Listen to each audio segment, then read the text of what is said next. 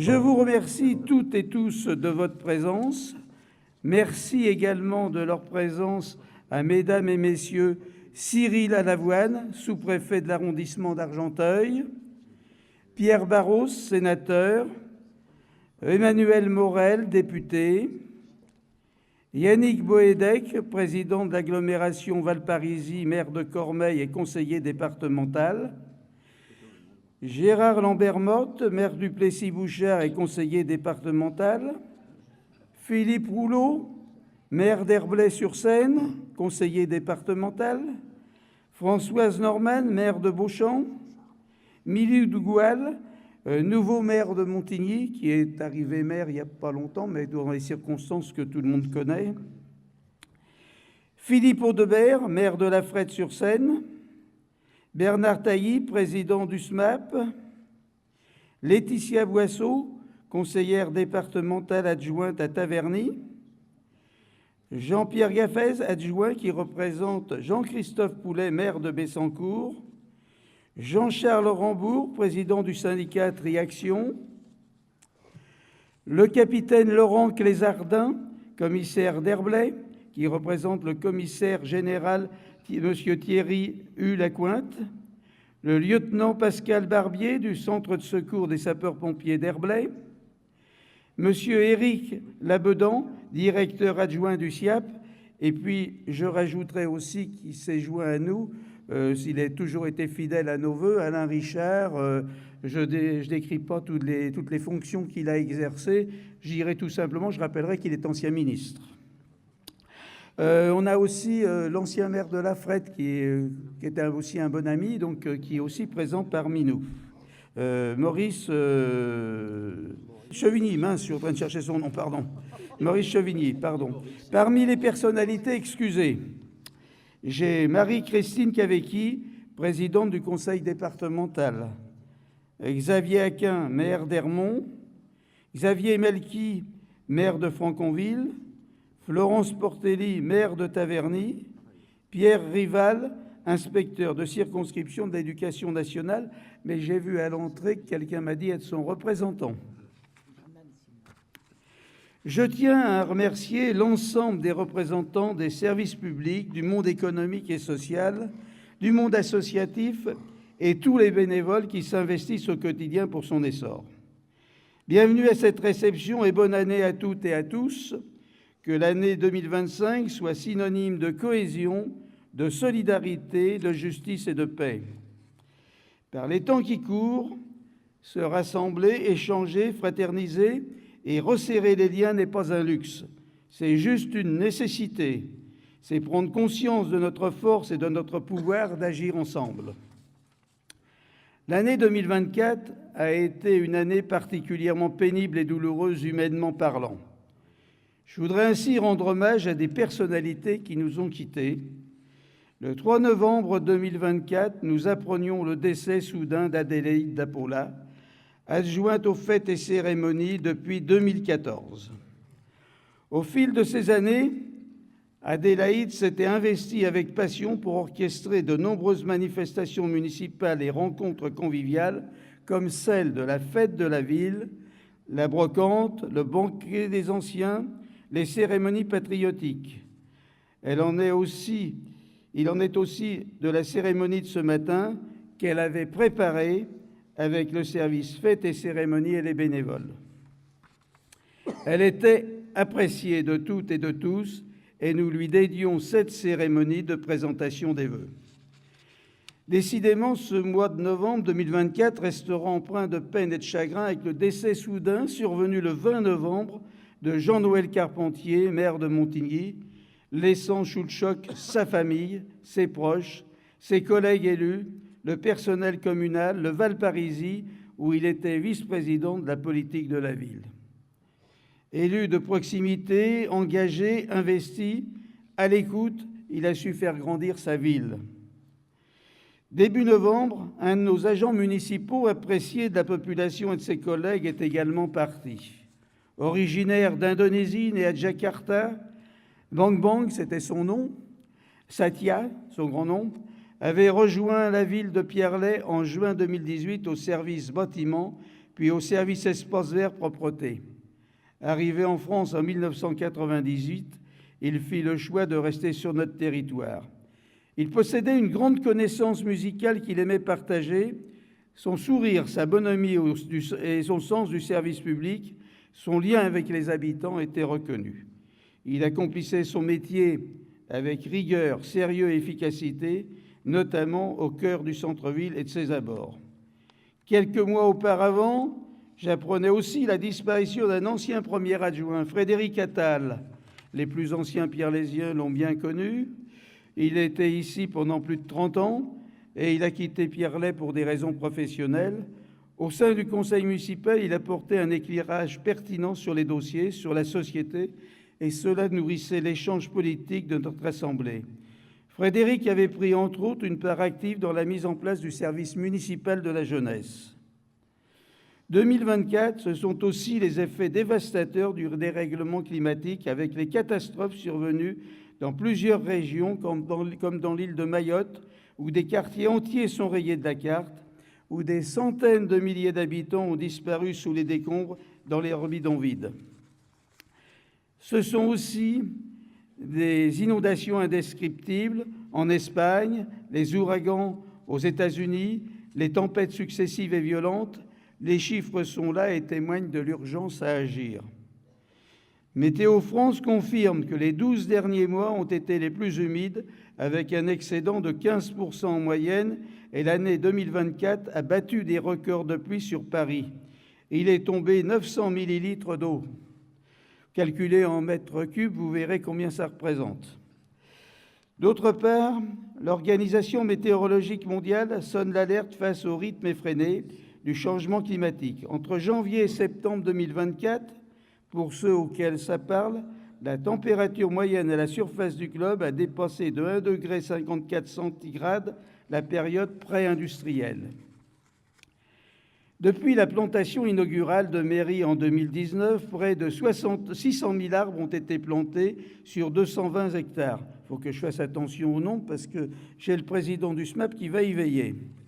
À terme, plus de 200 essences alimenteront 20 essences alimenteront ce remarquable espace forestier. Je viens justement de faire une aparté par rapport à ça pour justement me tromper sur le nombre d'essences. Bien sûr, 200, ça serait beaucoup, mais 20, c'est déjà pas mal. Ce n'est pas le monde qui va mal, mais certains dirigeants qui nous gouvernent, à l'instar du président argentin et de sa tronçonneuse, du retour du président argentin, du retour de Donald Trump sur l'échiquier international, avec toutes les menaces qu'il profère à l'encontre des droits des femmes, des droits de ceux qu'il considère comme les minorités, ou encore de ses ambitions d'annexion de certains États. C'est aussi la folie meurtrière de Vladimir Poutine et les 3 années de guerre en Ukraine, le terrible conflit au Moyen-Orient où Gaza n'est plus que décombres et désastres humains et sanitaires. On pourrait également parler du Liban ou de la Syrie. Les images vues à la télé nous horrifient. Ces guerres n'en finissent pas. Les voies diplomatiques ne sont pas toutes explorées. Il faut toujours avoir en tête que lors de chaque conflit, ce sont les civils et plus particulièrement les enfants qui en sont les premières victimes. Peut-on espérer qu'en 2025, notre désir de vivre en fraternité l'emportera sur la folie des grands de ce monde? On peut certes rester optimiste, mais de lourdes craintes persistent et nous apeurent. Je reste convaincu que la démocratie reste une idée neuve. Il est indispensable de se parler, de lever le nez de nos écrans, d'échanger, d'accepter nos désaccords, tout en cherchant ensemble le juste chemin, de nous mêler de politique au sens noble du terme. Il faut inventer une politique qui s'appuie sur les humains, les peuples, les citoyennes et les citoyens, pour rechercher ensemble les solutions du vivre mieux. Tout en étant lucides sur les difficultés et les obstacles, travaillons ensemble le champ des possibles. Je crois en la force du collectif et du faire ensemble pour avancer. Des projets et des défis passionnants et utiles nous sont posés pour notre commune qui grandit, se rajeunit, se rapprochant, voire dépassant les 11 000 habitants. Le prochain recensement qui va se dérouler du 16 janvier au 15 février devrait nous l'indiquer. Rappelons-nous Sénèque, ce n'est pas parce que les choses sont difficiles que nous n'osons pas. c'est parce que nous n'osons pas qu'elles sont difficiles. Malgré un contexte financier tendu du fait de la stagnation, voire du désengagement de l'État en termes de dotation, vos élus ont continué à promouvoir le service public local afin de garantir l'accès aux droits à toutes et à tous. Nous maintenons la qualité de l'offre des prestations en pratiquant une tarification juste. Tout cela, nous le faisons sans augmenter depuis plusieurs années notre part de taxe foncière. C'est la résultante d'une gestion rigoureuse, anticipée et responsable que j'entends poursuivre aux côtés de la majorité municipale. Son faible taux d'endettement et sa fiscalité modérée permettent à Pierrelet, tout en se préservant quelques marges de manœuvre, de faire face aux dépenses de fonctionnement et d'investir avec sagesse et prudence. Sous l'ère Barnier, la réduction drastique de la dépense publique était à l'ordre du jour avec une injonction faite aux collectivités, 2/3 de réduction de la dépense publique, 1/3 de recettes nouvelles. Secouez l'ensemble et vous avez le cocktail de saison pour imposer un budget de rigueur, surtout pour ceux qui se serrent déjà la ceinture. L'actualité que nous connaissons depuis plusieurs mois est inquiétante et ne peut que nous interroger sur l'avenir de la France et notamment le sort réservé aux communes. Il serait grand temps que l'État assume ses responsabilités et cesse de se défausser sur les collectivités territoriales. Nous ne sommes pas responsables de la dérive des comptes publics. Les villes votent des budgets à l'équilibre et contrairement à l'État, leur dette est stable depuis les premières lois de décentralisation. La méthode employée par l'État pour imposer ces mesures aux collectivités sans concertation risque d'entamer durablement leur confiance, alors qu'il conviendrait au contraire de restaurer celle-ci. Le bilan de la politique menée par le président Macron est terrible. 1 000 milliards de dettes supplémentaires accumulées depuis 2017. À écouter le président Macron, les villes dépenseraient mal et trop, et pourtant ce sont bien les collectivités qui constituent 70% de l'investissement public. Il y aurait trop de fonctionnaires, alors que l'on constate par exemple un manque criant dans les secteurs comme la santé, l'éducation, les transports, la territoriale, la justice. En un mot, l'État souhaite s'aligner sur les modes de gestion du privé. Dans les pays où des réductions de dépenses publiques sont intervenues, les inégalités ont fortement augmenté et la misère s'est amplifiée. La ville existe pour investir, pour répondre aux besoins croissants et légitimes des populations, pour être en phase avec l'évolution du territoire. La construction d'un 4e groupe scolaire à Pierrelet est devenue indispensable. L'agrandissement du collège doit être programmé sans tarder. Il en est de même de la réponse à apporter aux 350 demandeurs de logement qui, pour certains, sont dans l'urgence. Nous avons profité de la révision du plan local d'urbanisme pour donner satisfaction à des habitants qui trouvaient trop rigoureuses nos obligations concernant l'intégration obligatoire des volets roulants dans la maçonnerie, ou encore nous avons assoupli nos exigences quant à la pose des panneaux photovoltaïques. Nous avons aussi adapté le règlement sur les clôtures. Il a été aménagé pour simplifier un peu les choses. L'aménagement du pôle gare, alliant offre de stationnement, habitat et services, va se concrétiser. En 2025, une réunion publique présentant ce projet structurant se déroulera le 5 mars 2025, ici même. Au passage, je remercie l'agglo du Val-Parisis qui, effectivement, est totalement impliqué dans cette opération aux côtés de la ville. Une ville investit utilement en poursuivant l'entretien et la rénovation du patrimoine communal, qu'il s'agisse des écoles, des équipements culturels et sportifs, avec l'objectif d'améliorer sans cesse les conditions d'accueil des habitants et les conditions de travail des enseignants, des agents communaux, des encadrants. Une ville investit utilement lorsqu'en 2024, nous avons finalisé le chantier d'enfouissement des réseaux électriques Chemin des Bœufs, en réalisant aussi la réfection des trottoirs.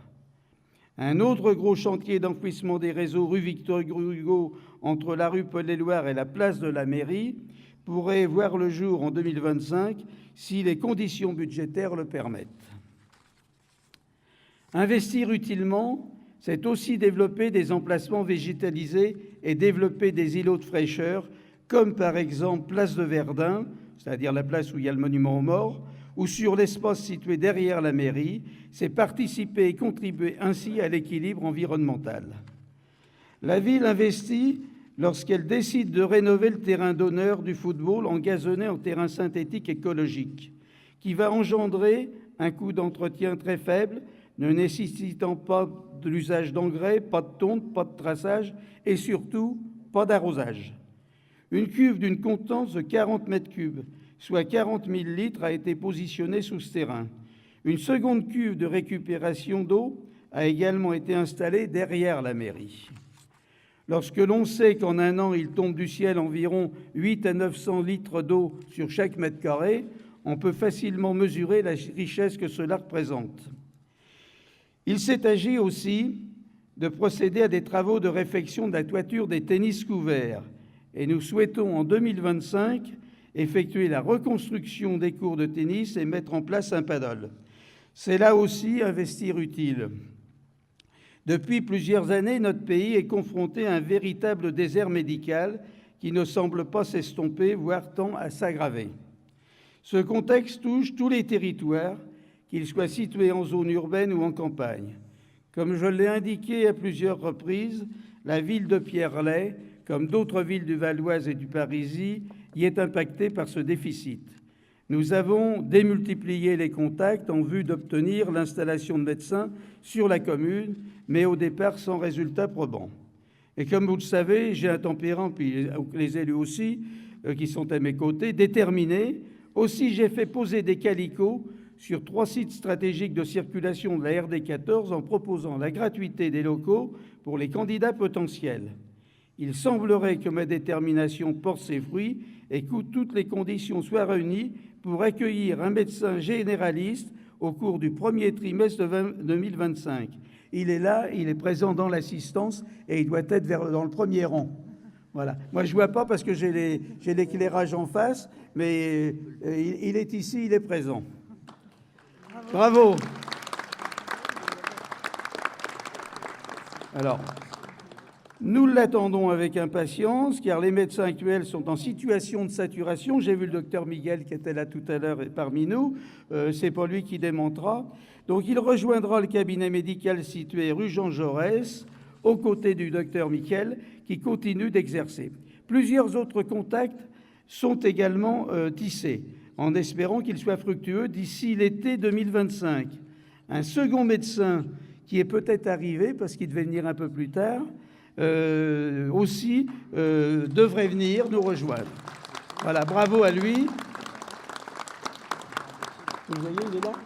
Il est là. Bon, bah d'accord. Ça m'est confirmé, mais moi, excusez-moi, avec la lumière que j'ai en face, je ne vois pas. Mais donc, il est là aussi. Espérons qu'effectivement, ça va se concrétiser et que nous aurons 2 nouveaux médecins sur la ville, 2 jeunes médecins. Donc, on a du temps d'ici qu'ils soient à la retraite. Hein. Voilà.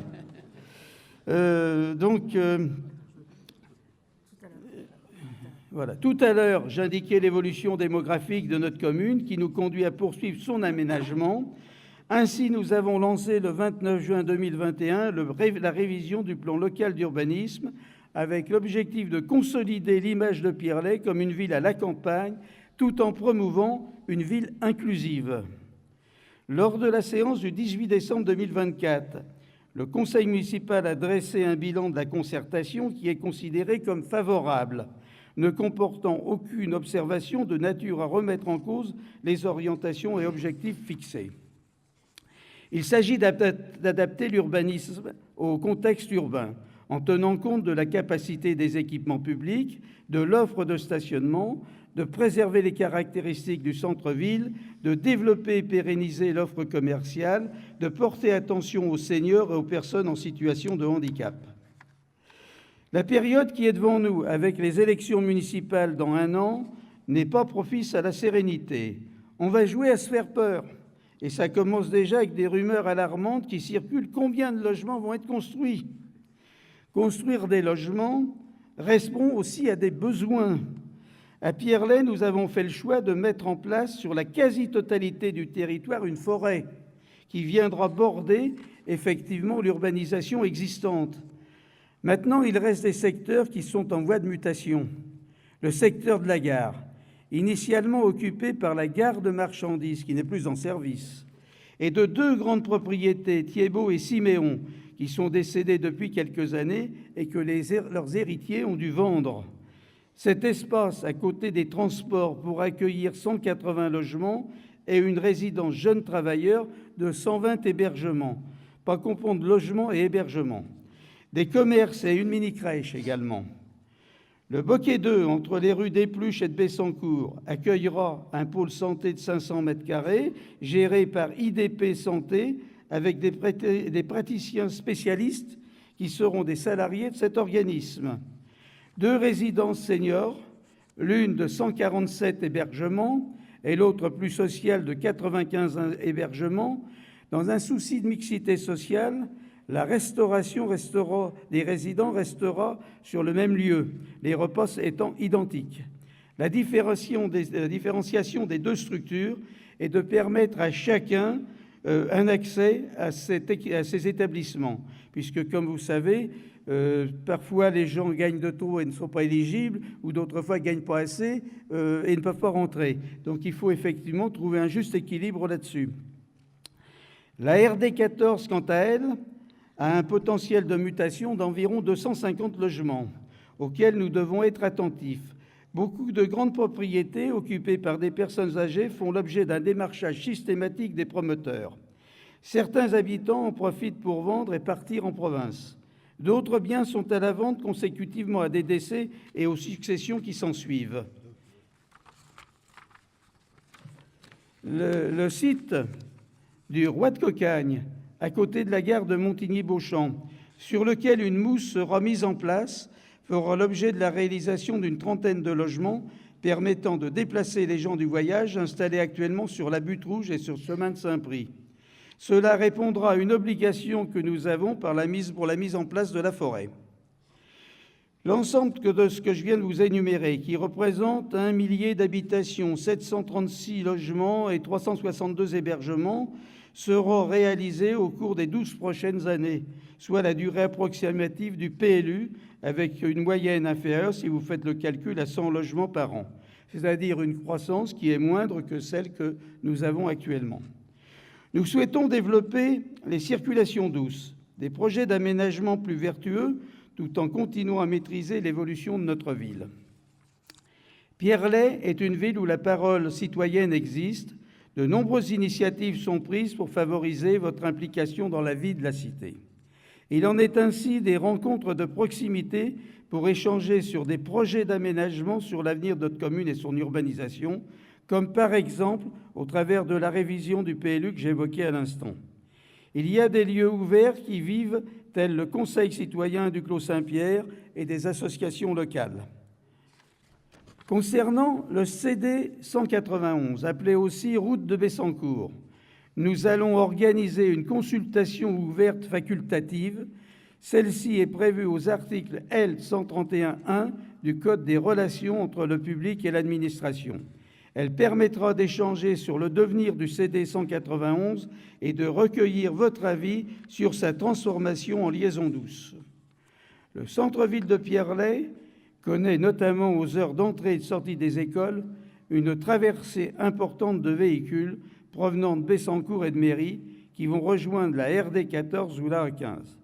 L'objectif de la démarche engagée est de réduire les risques d'accidents de la circulation et de gagner à une meilleure fluidité. Ce serait aussi positif pour agir contre les effets de la pollution automobile, responsable de nombreux décès par l'émission du monoxyde de carbone et des fines particules. Excusez-moi, je vais boire.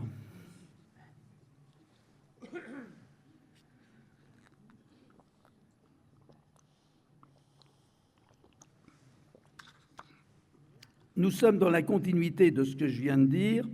Dans la même démarche visant à gagner une meilleure fluidité de circulation, je me suis adressé par courrier en date du 21 novembre 2024 à Madame la Présidente du Conseil départemental en lui proposant la suppression des feux de signalisation situés à l'angle de la chaussée Jules César et de la 11e avenue et d'examiner en lieu et place l'aménagement d'un rond-point. Je pense que cette idée vaut la peine d'être envisagée parce qu'elle créerait quand même un débit plus important de circulation qu'actuellement avec les feux. Une période d'expérimentation de fermeture de la circulation entre Pierrelet et Bessancourt a pris fin le 20 décembre 2024, conformément à l'arrêté pris par le conseil départemental et les maires de Pierrelet et de Bessancourt. La ville a besoin de tous ces leviers citoyens, garants du bien vivre ensemble. Et il en est ainsi aussi du travail réalisé par le conseil municipal de la jeunesse depuis son installation en novembre 2022. Les jeunes élus sont motivés, impliqués aux côtés des élus du conseil municipal adulte et des services municipaux. Vous l'avez vu, ils ont eu grand plaisir à vous accueillir quand vous êtes arrivés là tout à l'heure.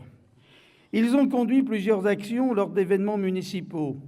La Semaine bleue, la fête de l'éducation, la fête de la ville. Dans les écoles, ils ont réalisé des traçages dans les cours permettant de créer des espaces de jeux sportifs. Ils sont présents lors des cérémonies commémoratives, les 8 mai, 11 novembre, la libération de Pierrelet. Ils ont à cœur de sensibiliser la population à tout ce qui fait notre environnement quotidien, le bon geste en matière de tri, la connaissance de la biodiversité pour mieux la protéger.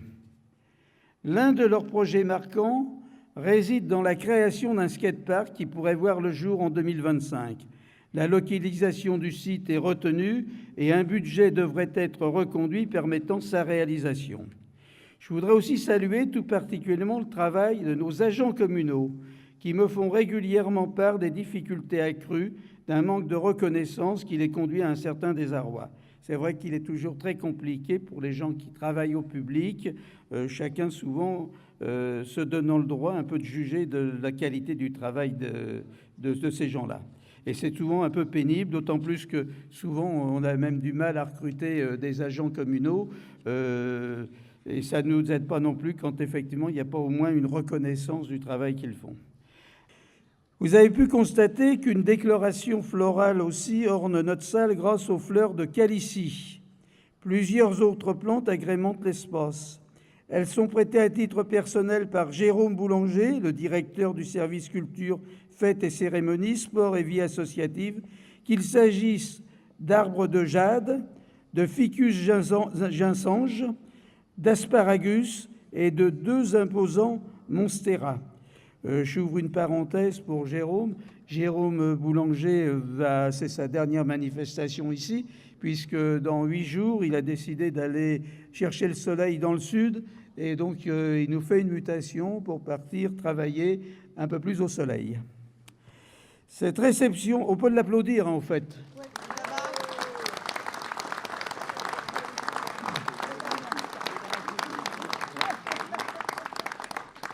Alors justement, parlant de lui, cette réception revêt un caractère particulier, comme je l'ai évoqué au début de mon intervention, suite au décès soudain de notre collègue Adélaïde Dapola, parce que depuis son décès, comme il avait une riche connaissance de tout ce qui se faisait, il a piloté beaucoup de choses sur notre ville. Voilà. Merci à lui.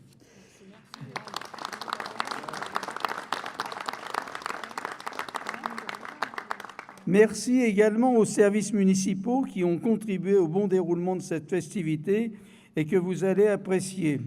Merci aux bénévoles qui répondent toujours présents et sont investis dans la tenue de nombreuses manifestations municipales.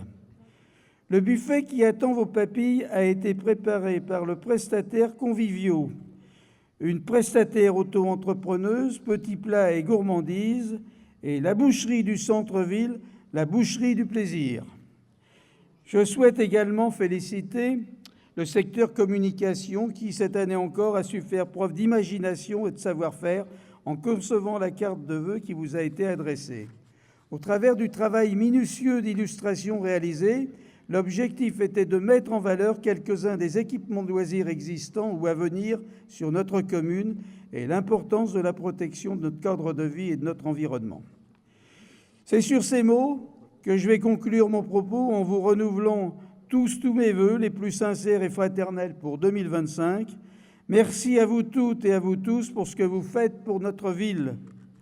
Dans quelques instants, je vous inviterai à lever nos verres de l'amitié et à la convivialité, deux valeurs fortes qui, dans les moments difficiles que nous traversons, doivent être privilégiées. Merci à toutes et à tous de ces quelques minutes d'attention.